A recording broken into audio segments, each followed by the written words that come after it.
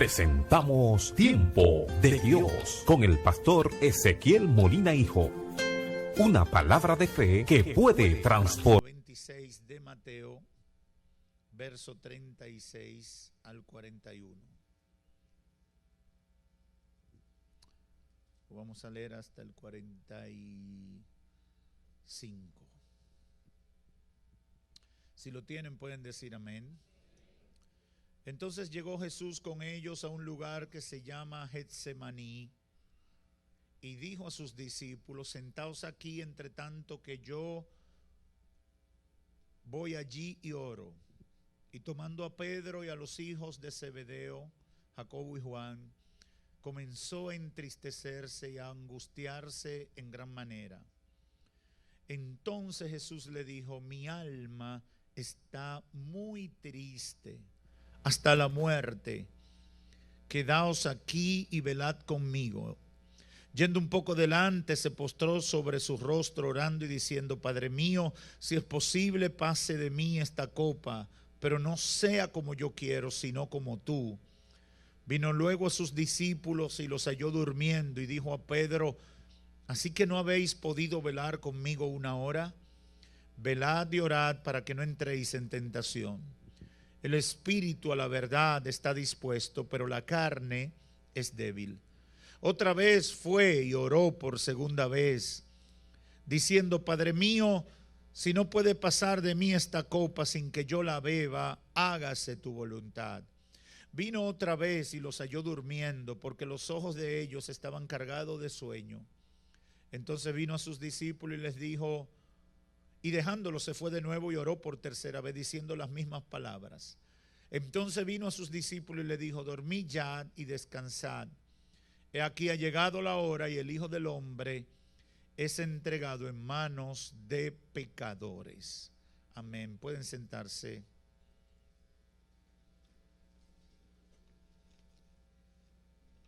Quiero hablarles con el tema la paradoja de un acto de obediencia a Dios. Todos los seres humanos, cristianos o no, tenemos la idea de que siempre que hagamos lo correcto, vamos a ser recompensados. Los cristianos tenemos muy presente que cuando hagamos lo que agrada a Dios, eso se traducirá automáticamente en un beneficio para nosotros, en un deleite y en un sinnúmero de cosas buenas, sin ningún tipo de problema. En el fondo podemos decir que hacer la voluntad de Dios es lo mejor que podemos hacer de cara al presente y el futuro. Pero la realidad es que no necesariamente hacer la voluntad de Dios será lo más placentero en el momento inmediato. Y eso es un poco chocante para ese pensamiento que tenemos, esa forma tan ligera de interpretar nuestras acciones y nuestras recompensas de cara a nuestra relación con Dios. En el fondo, hacer la voluntad de Dios es lo mejor que podemos hacer, que nadie tenga dudas al respecto. Pero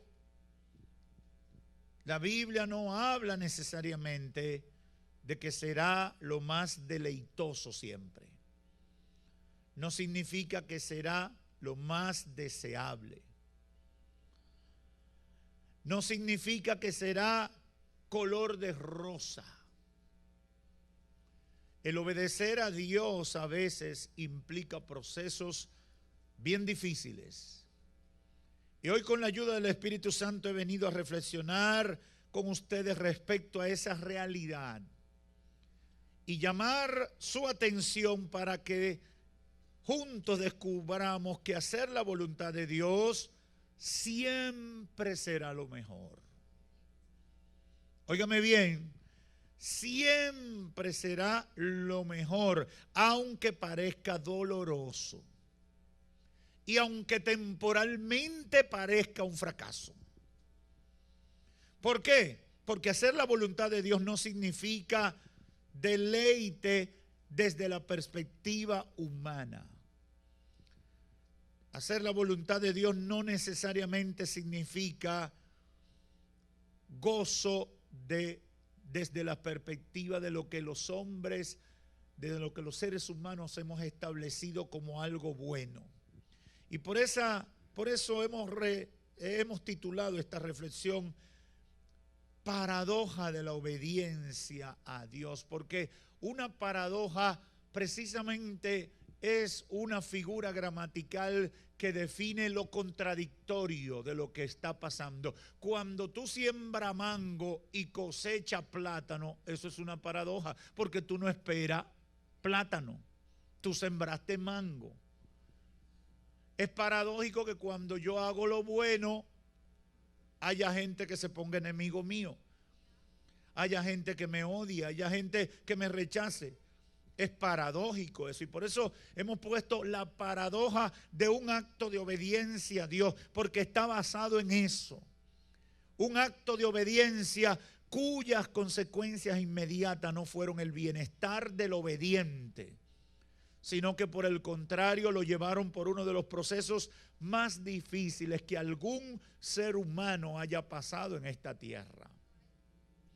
Y yo tengo la fe de que muchos creyentes que están viviendo momentos difíciles aprendan a sentir el amor de Dios durante el proceso.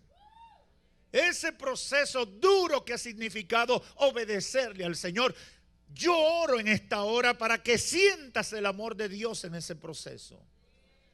Y además que muchos amigos no le teman a cualquier decisión que deben tomar para hacer la voluntad de Dios. Porque si hay algo que debe estar claro en todo el que podemos alcanzar a través de estos medios, es que obedecer a Dios, el que obedece a Dios gana, aunque parezca que está perdiendo. El que obedece a Dios gana, aunque parezca que esté perdiendo por un momento.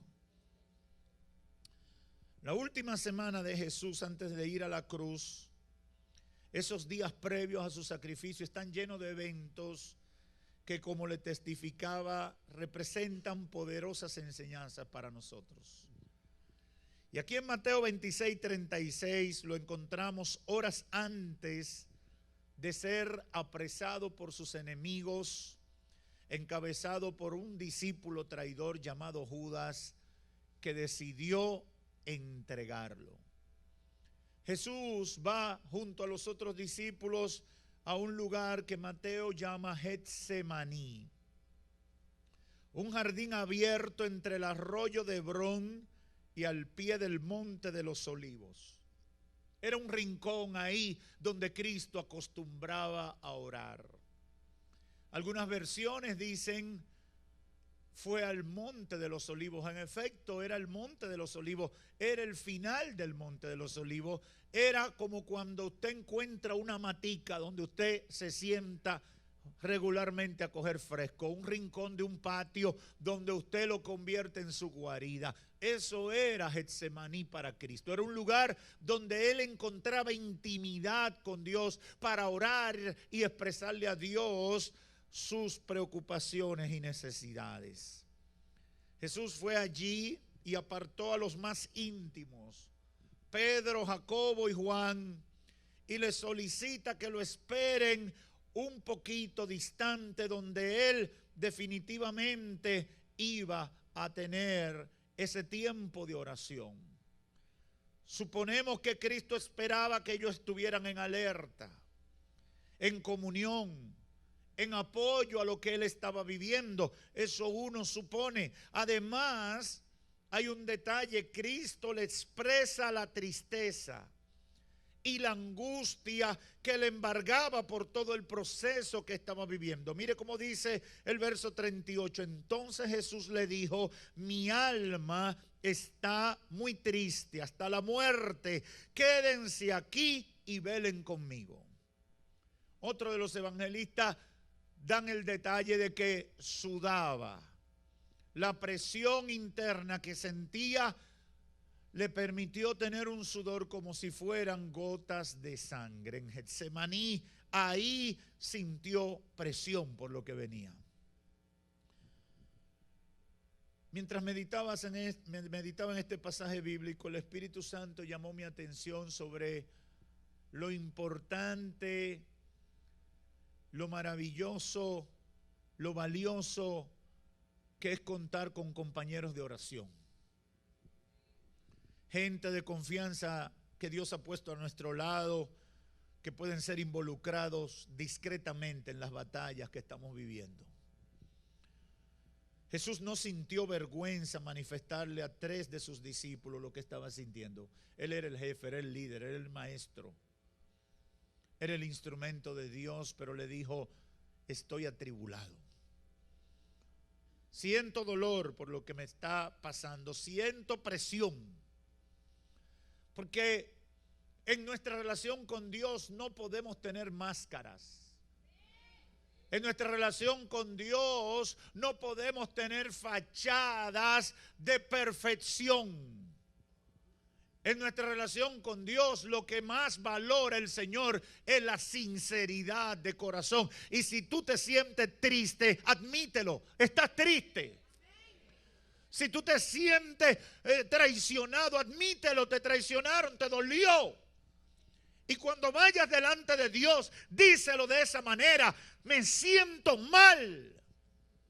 Óyeme, porque el que sabe expresarle a Dios sus necesidades puede contar con que Dios le dará respuesta conforme a esas necesidades que tiene.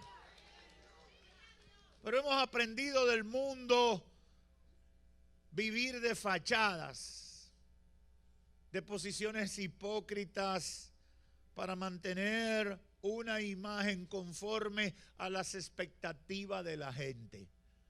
Cuando estés triste, ve delante de Dios y díselo, estoy triste, Señor. Me duele lo que he vivido, me siento atribulado. Porque cuando somos tan sinceros de esa manera, el Señor va a proveer la respuesta que necesitamos, porque estamos admitiendo nuestra necesidad delante de sus ojos. Lamentablemente, Pedro y Juan, aunque amaban a Jesús, no entendían la gravedad del proceso y la experiencia dolorosa que el Señor estaba sintiendo. Y por eso se durmieron durante la espera. Se durmieron.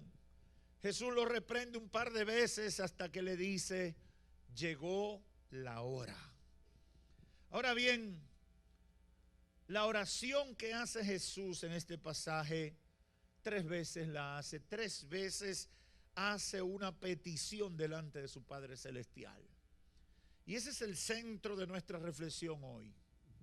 3 veces el Señor le hace un pedido a su Padre y comienza en el verso 39. Yendo un poco delante, se postró orando y diciendo, Padre mío, si es posible, pasa de mí esta copa, pero no sea como yo quiero, sino como tú. 3 veces hizo la petición. 3 veces rogó a su Padre de amor que lo exonerara del proceso. 3 veces le dijo que si era posible que no pasara por eso. 3 veces clamó a su Padre que le aligerara el proceso, que le quitara esa cita en el Calvario. 3 veces, óigame, 3 veces el Señor lo hizo. Y si uno piensa en lo que relata San Juan capítulo 11, 35, cuando, o desde el 30 en adelante, cuando él está ya frente a la tumba de Lázaro y él dice, yo sé que tú siempre me escuchas y yo sé que tú no me niegas nada. Aquí lo encontramos haciendo una petición 3 veces y no recibe la respuesta que estaba esperando. 3 veces le pidió y todos sabemos que Jesús no fue complacido por su Padre. La Biblia dice que lo arrestaron, lo crucificaron, lo humillaron y murió como un delincuente.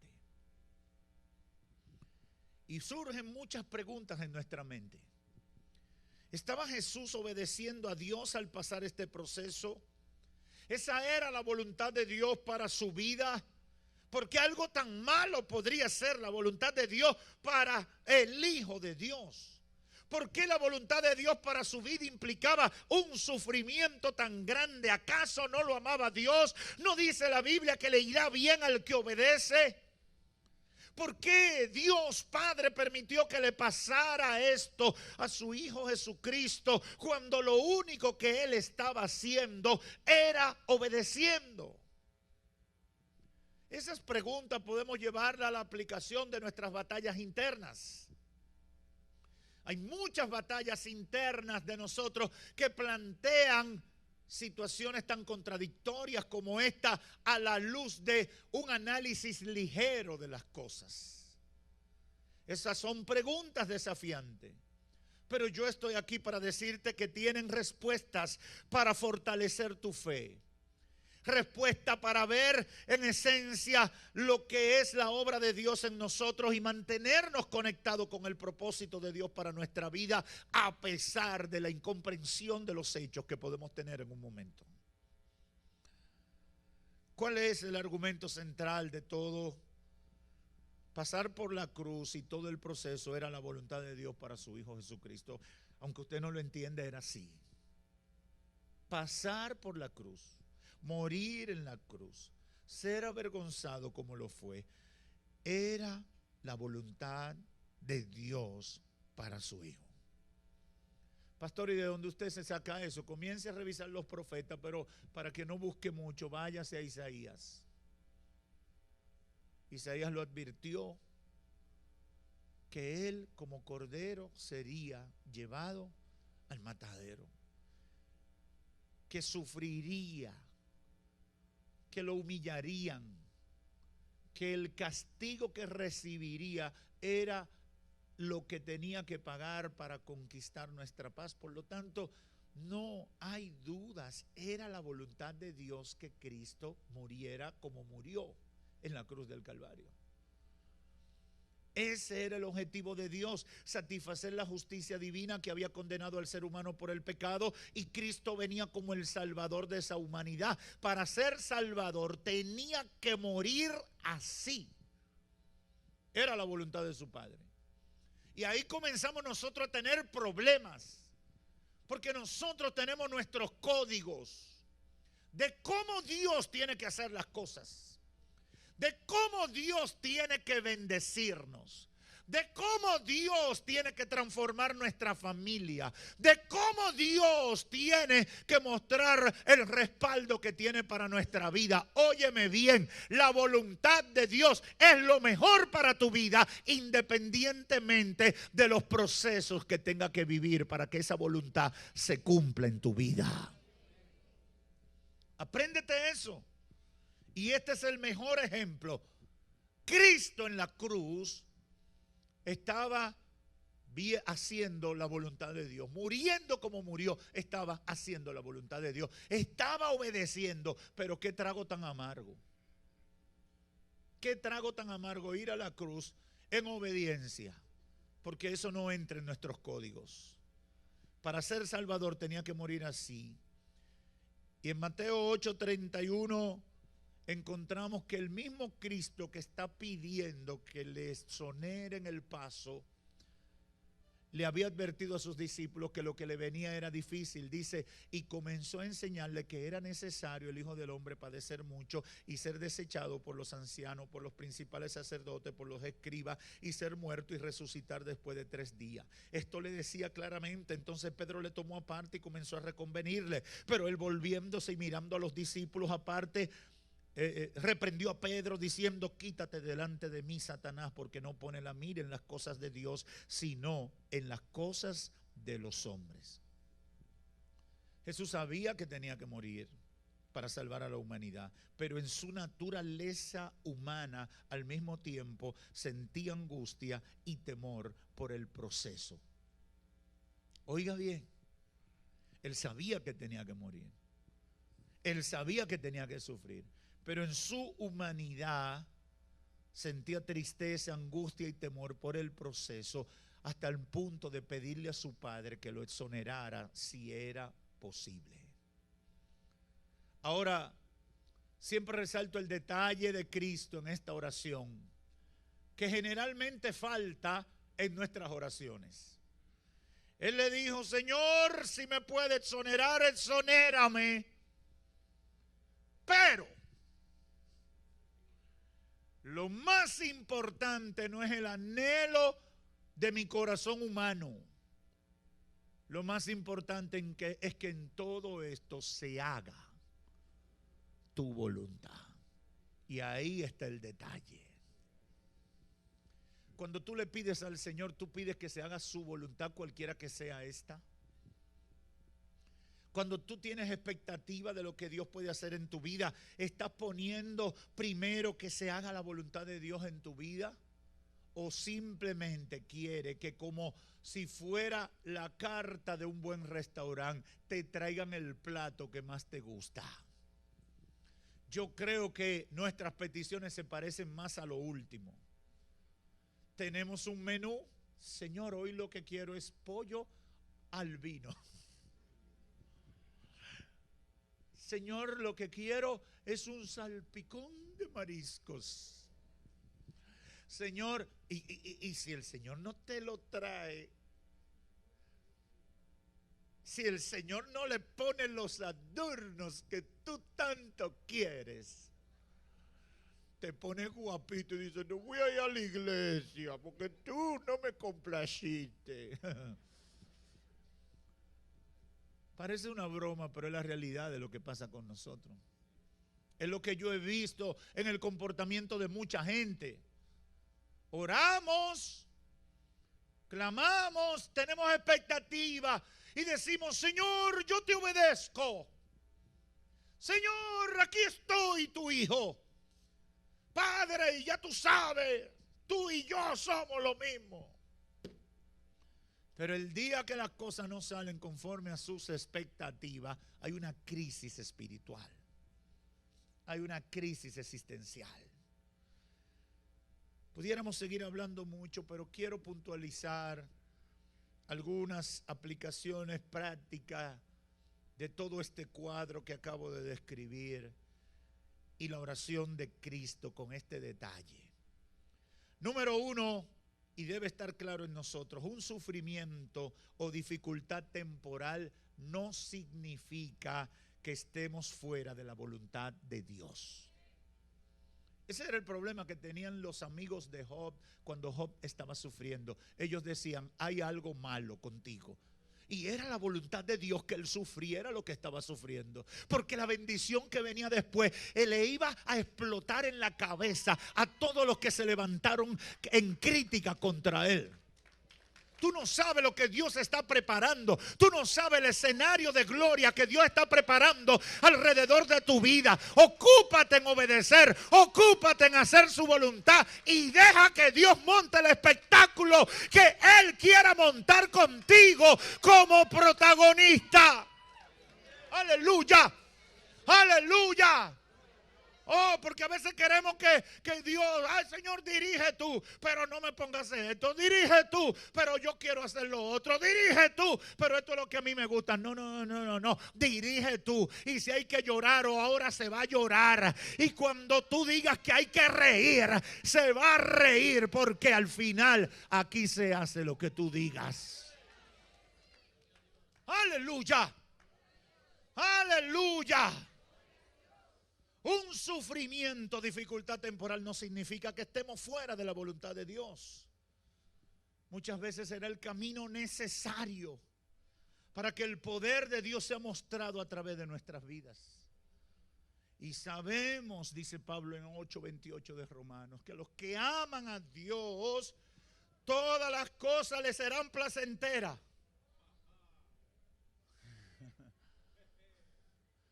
Les ayudarán a bien. ¿Usted está entendiendo cuál es el problema que tenemos?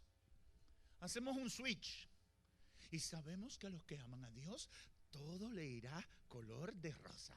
¡Ah, qué chévere! No, está hablando del propósito. Al final será para bien. Quizás el camino estará malo, quizás la carretera va a estar tortuosa, pero la bendición al final valdrá la pena. Una vez yo iba para una casa que tenía un hermano por ahí por Najayo, antes de existir la cárcel de San Cristóbal, por ahí Najayo arriba, y ese hermano insistía: hermano, queremos que se vayan a comer un chivo con un morito de guandules y qué sé yo qué, cosas, y siempre insistía en eso. Pero cuando uno pasaba por la carretera esa y miraba para allá, Najayo arriba, el letrero decía, usted veía un cascajo y una cosa fea, y usted decía, algún sitio interesante podrá uno llegar por ese camino. Hasta que finalmente un día mi papá aceptó y dijo: sí, siervo, vamos a ir. Y el hermano armó un culto. Y digo yo, ahora es peor. Ahora dije que tenemos que ir a cantar y a predicar para allá, a coger piña por ese monte. Eso era yo en mi pensamiento. No sé en el de mi papá, pero en el mío, en ese tiempo yo era un teenager y yo veía las cosas de esa manera. Usted sabe cómo son los teenagers. Siempre están analizando desde su perspectiva. Hermano, y cuando vamos por el camino, yo estoy que ni quiero abrir los ojos. Yo voy así. Si hubiera sido en este tiempo, hubiera ido con el celular. Pero en ese tiempo, imagínense. Y vamos subiendo y mi papá tenía un vehículo Antiguo Testamento que sonaba mucho y había que llevarlo con cuidado porque son carros. El carro viejo, si usted lo lleva al paso, él llega. Pero no vaya de pronto. Y después de como 15 o 20 minutos en ese monte empezamos, llegamos a un pueblito. Wow. Y unas casitas. Y de repente allá atrás vemos una casa estilo revista, pero en un pedazo todavía así como en una especie de cerrito. Y empezamos a decir: wow, qué casita más bonita. Oh. Para resumirles la historia, en esa casita estaba el chivo, estaba una mesa dispuesta, estaba un grupo de hermanos con unos víveres, con moritos guandules, con coco. ¡Ay, santo! Yo no sé si usted siente la presencia, pero yo... Mire, hermano, yo no soy comedor de chivo, pero ese chivo sí estaba bueno. Y yo quería cantar el día entero. Yo me motivé. A veces uno ve solamente el trayecto y está ignorando la gloria que está al final. No juzgue tu vida ni lo que pasa en tu vida por lo que significa este momento. Enfócate en el proceso o en el plan perfecto de Dios para tu vida. En segundo lugar, obediencia delante de Dios nunca ha sido sinónimo de placer o dicha conforme a las normas del mundo. Para muchos la obediencia a Dios es pérdida, porque ellos ignoran los planes de Dios y las maneras de Dios obrar en nuestra vida. También ellos ignoran lo que verdaderamente conviene en la vida de esta tierra para nosotros. Ignoran también el gran poder que tiene Dios para transformar situaciones alrededor de nosotros. Pablo, escribiendo a los Corintios, dice una palabra poderosa en 1 Corintios 1:18, porque la palabra de la cruz, dice, es locura a los que se pierden, pero a los que se salvan, esto es a nosotros, es poder de Dios. Pues está escrito: destruiré la sabiduría de los sabios y desecharé el entendimiento de los entendidos. Oh, cuando tú vas en oración de rodillas, Dios, en medio de un proceso, algunos pensarán: está loqueando, ha perdido el sentido, ha perdido el juicio, y no saben que tú estás utilizando la llave que abre todas las puertas y que no hay nada imposible para aquel que clama al Dios vivo y de poder. No te pueden entender. Tú estás obedeciendo y no pueden entender que ese es el secreto de tu éxito. Tú estás orando, tú estás dedicando tiempo para Dios y dicen, pero yo estuviera mejor en el negocio vendiendo, aprovechando que el mercado está bueno o tratando de cuadrar el mes. Pero ellos no saben que la bendición tuya sale de lo que pasa aquí, en el tiempo que tú le dedicas a Dios, en el tiempo que tú buscas de su presencia. Yo no sé si hay gente que me está entendiendo. El que no conoce a Dios, los insensatos que viven observando, no entienden el proceder del cristiano. Por eso el Señor, por medio del apóstol, dice, es locura para los que se pierden. Cuando tú obedeces a Dios, no, yo no hago trampa, yo no robo, yo no cambio el peso, yo no vendo una cosa y entrego otra, porque yo soy cristiano. Ah, pero así tú no vas a llegar. Yo pago los impuestos. A esos ladrones, Dios no puede estar de acuerdo. Yo estoy obedeciendo. Y déjeme decirle, no hay cosa más dolorosa que pagar impuestos cuando es verdad todo lo que están diciendo. Pero el Señor dice, obedezcan, sométanse a las autoridades que han sido establecidas por Dios. Déjeme decirle, muchas veces yo he mirado para el cielo y digo, Señor, este anticipo, ¿tú crees que eso? Señor, ¿tú crees que yo debo pagar ITEVI de una factura que yo no he cobrado? Y para que un pelafustán por ahí compre una jipeta nueva y lleve una novia a un restaurante caro. Hermano, uno entra en crisis, pero uno tiene que obedecer. Jesús estaba obedeciendo y esa era la voluntad de Dios. Lo que Dios va a hacer después que tú obedeces, eso le toca solamente a Él. Y yo te puedo garantizar que será bueno para ti, será lo mejor para ti. En tercer lugar, el proceso difícil a través del cual Jesucristo obedeció a su Padre al pasar por la cruz se convirtió en su promoción delante de Dios y delante de todas las autoridades celestiales. Mire lo que dice Hechos 5:8. Y aunque era hijo por lo que padeció, Hebreos 5:8. Y aunque era hijo por lo que padeció, aprendió la obediencia. Y habiendo sido perfeccionado, vino a ser autor de eterna salvación para todos los que le obedecen. Y fue declarado por Dios sumo sacerdote según el orden de Melquisedec. Pablo dice más adelante, y le fue dado por lo que padeció un nombre, sobre todo nombre. Un nombre ante el cual todas las rodillas, toda lengua, en el cielo, en la tierra, fuera de la tierra, tendrán que confesar su señorío. Ese acto de obediencia paradójico, contradictorio, que parecía que no estaba resultando en nada, fue la gran promoción de Jesucristo. Y yo puedo sin temor a equivocarme decirte que tu acto de obediencia es la base de tu gran promoción, conforme al plan de Dios para tu vida. Apréndete eso, estoy obedeciendo. Si tú quieres echar para adelante, aprende a obedecer. Si tú quieres ver la gloria de Dios en tu vida, aprende a obedecerle a Dios con los ojos cerrados. No razones los términos de la obediencia a Dios. No negocies los términos de la obediencia a Dios. Porque cuando entras en eso, pierdes la bendición. Lo que te estoy diciendo es que la obediencia a la voluntad de Dios, sea cual sea, será una grandiosa promoción delante de Dios, aunque sea un motivo de vergüenza delante de los hombres. Concluyo con un par de puntos finales. Y quiero que esté muy claro en todo lo que me escuchan dentro y fuera de este templo. Obedecer a Dios y hacer su voluntad siempre será de bendición para nuestra vida, aunque sea doloroso y difícil. Si no te recuerdas de más nada de este mensaje, trata de recordarte de eso.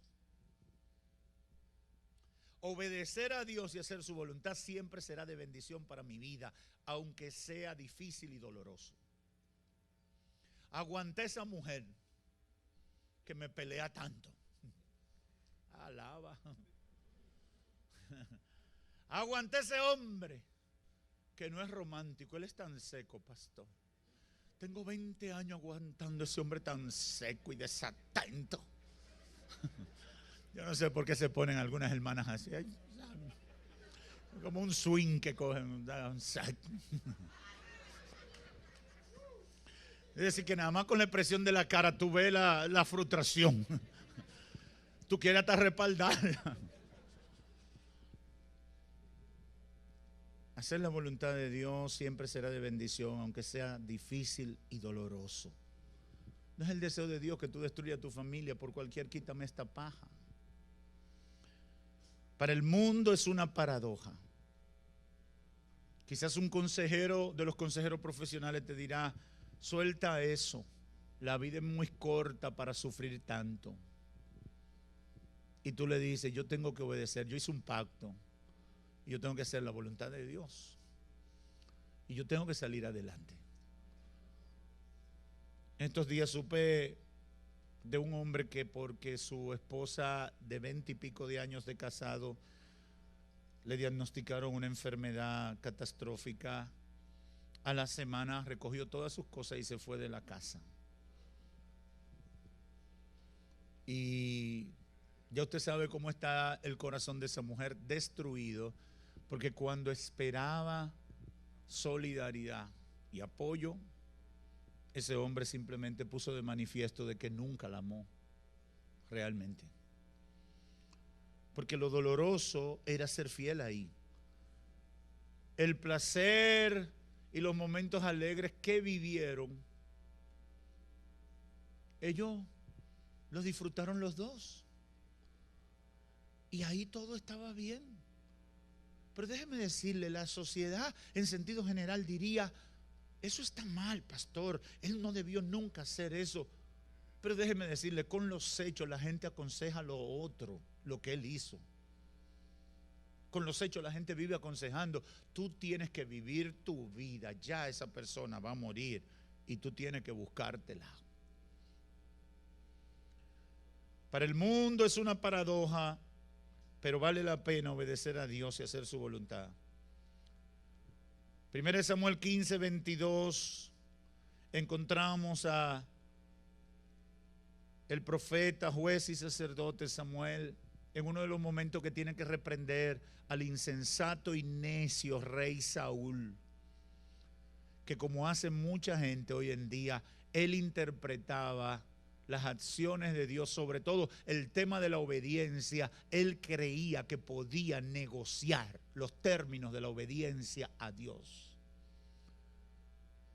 Y una y otra vez se enfrentaba Samuel con este rey que Dios decía una cosa y él decía que sí, que la iba a obedecer, y al final él terminaba con una versión modificada de las cosas. Él terminaba haciendo lo que a él bien le parecía. Y Dios le dijo a Saúl, destruye a Amalek. Dios le dijo a Saúl, no te quedes con nada de Amalek. Borra a Amalek. Borra todo el nombre de Amalek. No hagas compromiso. Yo lo pongo en tus manos. Yo te entrego la victoria sobre Amalek. Tienes que borrar a Amalek. Dios tenía sus razones para esa medida tan drástica, pero Saúl decidió que había que obedecer a Dios, pero obedecerlo con una versión variada, más lógica, más racional, más materialista. Y hizo parte y dejó vivo al rey y cogió unos cuantos animalitos. Señor, que tú sabes que la cosa está dura, Padre.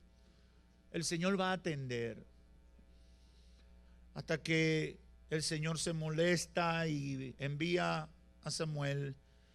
Y las palabras del verso 22 son poderosas. Cuando viene la sentencia de Dios para Saúl, y Samuel le dijo, Se complace Jehová tanto en los holocaustos y víctimas como en que se obedezca a las palabras de Jehová.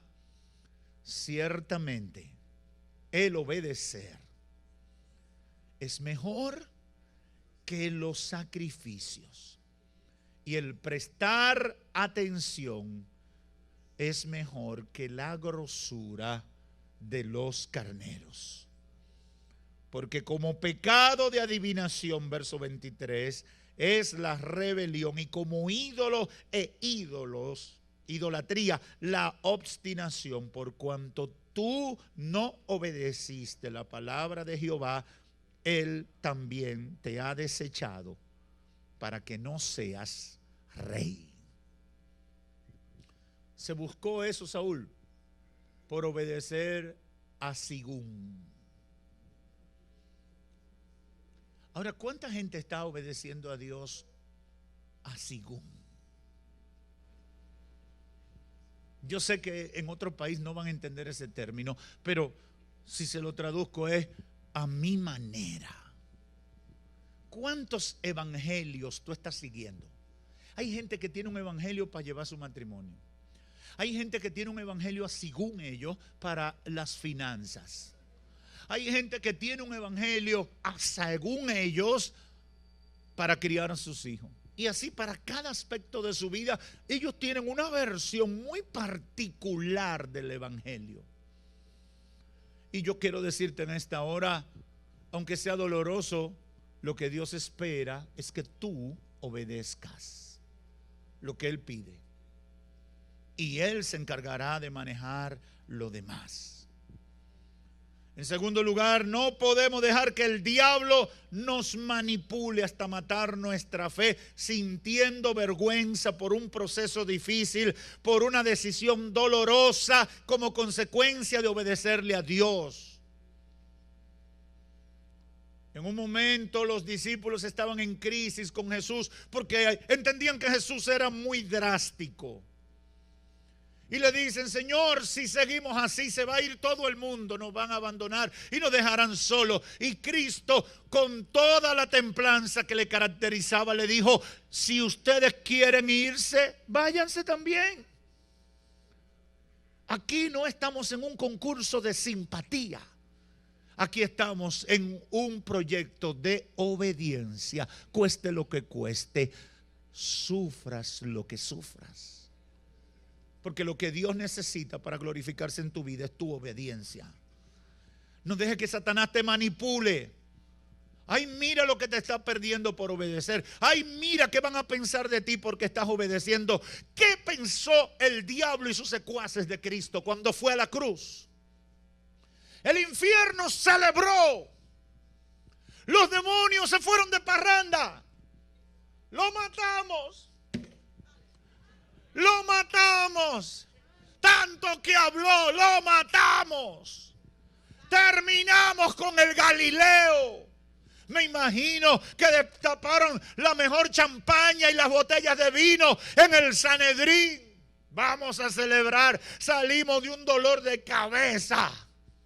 Las potestades y los principados dijeron: ahora sí, el que estaba expulsando a los demonios, el que estaba libertando a los cautivos, el que estaba sanando a los enfermos, ya no podrá hacer nada. Aleluya, pero qué sorpresa. Horas después la tierra no pudo retener su cuerpo y Él se levantó victorioso. ¿Dónde está, oh muerte, tu aguijón? ¿Dónde, oh sepulcro, tu victoria? Aleluya, aleluya. Yo no sé si hay alguien aquí que me está entendiendo. Viene tiempo de gloria. Obedece. Aunque te duela, obedece. Aunque te duela, obedece a Dios, obedécelo. Somete tu deseo. Somete tus placeres a su voluntad antes que cualquier otra cosa. Cuando yo era chiquito decían: el que ríe último. Dile al diablo: no te apures, Estoy cogiendo piña ahora, pero tú sabes que aquí va a haber gloria. En esta casa habrá victoria. En mi familia habrá victoria. Yo veré la gloria de Dios. Y eso no me lo despinta nadie, ni tú ni nadie. Diablo mentiroso, sucio, engañador. Yo voy a celebrar la victoria de Dios en mi vida. Y como consecuencia todo el que yo pueda influir. Quedan oportunas las palabras de Pablo en Romanos 8:18. Pues tengo por cierto que las aflicciones del tiempo presente no son comparables con la gloria venidera que en nosotros se ha de manifestar. Porque el anhelo ardiente de la creación es el aguardar la manifestación, aleluya, de los hijos de Dios. Oh my God, yo pudiera predicar una hora más de ese verso. Estoy en la expectativa de ver lo que Dios va a hacer. Estoy esperando lo que Dios va a hacer. Oh, yo no sé si tú lo entiendes. Yo sé que uno lo predica y hay gente que lo oye y se queda igual. Yo quiero desaparecer por ese techo diciendo: viene gloria para Mahanaim. Veremos su gloria como nunca antes. La gloria postrera será mayor. La gloria postrera será más grande. Decláralo sobre tu casa. Decláralo sobre tu finanza. Decláralo sobre tu familia. Veré gloria. Estoy obedeciendo y yo sé que Dios se va a manifestar. Oh, Jesus. Oh, Jesus.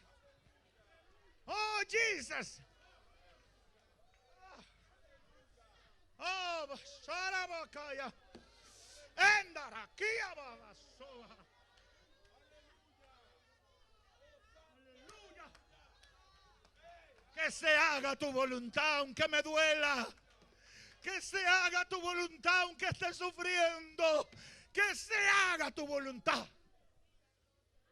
Es lo que yo quiero. Siéntate un momento.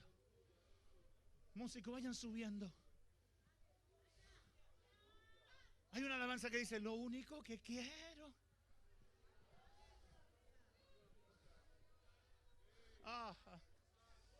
Oh, Jesus.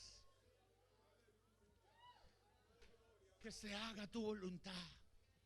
Porque aunque resulte paradójico, veré tu gloria.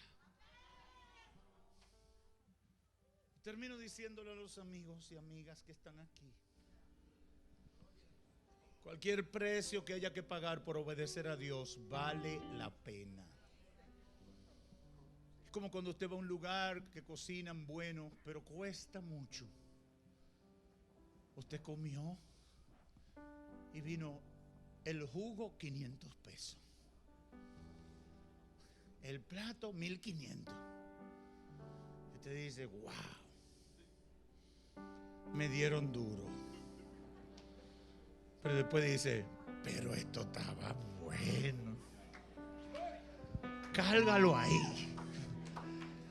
Que costó, pero estaba bueno. Así pasa cuando tú obedeces a Dios. Cuesta, pero tú dices: lo pago con gozo. Lo pago satisfecho. Porque yo sé que hay bendición para mí. Y le digo a los amigos: el precio que haya que pagar por obedecer a Dios vale la pena. Así que yo no sé qué dificultad tú tienes. Yo no sé qué situación hay en tu vida por la cual no te has entregado a Cristo.